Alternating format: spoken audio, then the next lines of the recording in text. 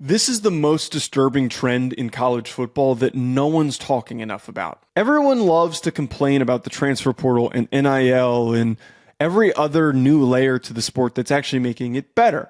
The real problem that we need to be talking about is premier brands cowardly removing matchups with other top P4 teams and also feeling that they need to play weaker opponents in order to bolster their cases of getting into the college football playoff. News broke this week about USC and Notre Dame ending. I already recorded a video on this. I'm not going to relitigate any of those talking points.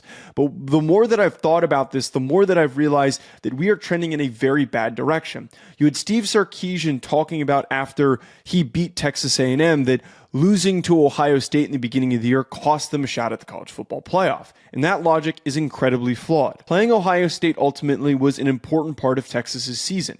When you play good teams, it tests your team, it helps them grow and to develop.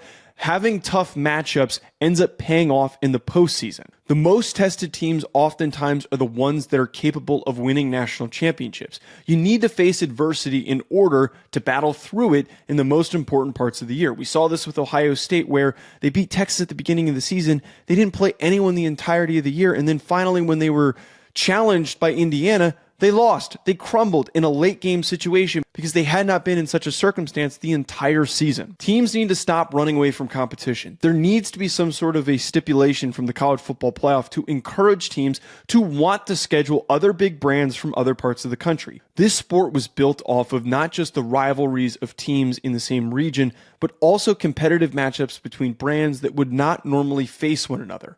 We need to fix this. Otherwise, the regular season is just going to be a slop fest of mostly weak opponents with a couple of tough matchups.